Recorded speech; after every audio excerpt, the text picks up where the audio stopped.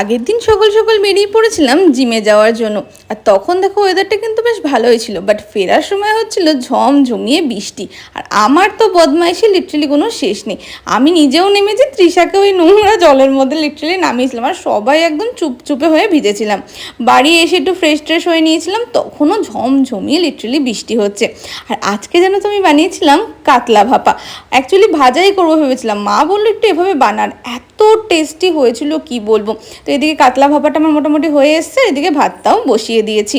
তো আজকে খাবারে পেন্না প্রথমে বানিয়েছিল হচ্ছে গিয়ে পেঁয়াজ আর রসুন ভর্তা, তার সাথে ছিল বেগুন ভাজা আর ঘি, আর শেষ পাতে ছিল আমার কাতলা ভাপা। এত টেস্টি হয়েছিল না কি বলি তোমাদের। সেদিনকার সকালে বাজার যাওয়া হয়নি বৃষ্টির জন্য, বিকেলবেলা গেছিলাম সপ্তপনী মার্কেটে। তো ওখানে গিয়ে এখান থেকে যে যে সবজিগুলো নেওয়ার ছিল সেগুলো নিয়ে নিলাম। তারপর এখানে পেন্নাকে বললাম একটু মাঝারি সাইজ দেখে আলু বাছ। তারপরে জানো তো এই কাকু বললো কি আমি বলছি তুমি লেখো, মানে আমাদের হিসাব আমাদেরকে দিয়ে লিটারালি কাকু করে নিল। তারপরে দিকে ডিম ঠিম নিয়ে ব্যাক করার সময় হঠাৎ করে মনে হলো একটু কি মিয়মরে ঢোকা যেতে পারে, এই ভেবে ঢুকে একটা পেস্ট্রি আর পেন্না এই দুটো জিনিস খেলো। ওই যে তখনই বললাম আমার বদমাইশি শেষ নিয়ে আমরা সবাই মিলে না একসাথে বেরিয়েছিলাম। তারপরে যখন বাড়ি চলে যাওয়ার জন্য অনিকেতা দেম্মালো গাড়িতে উঠেছে, আমি না একটা ওয়াক্স স্ট্র্যাপ নিয়েই গেছিলাম আমার পায়ে লাগাবো বলে। আর এদিকে দেখো ছেলের পুরো পাটা জ্বলে পুড়ে গেছে, যাকে বলে। দেখা হচ্ছে তোমাদের সাথে নেক্সট ব্লগে।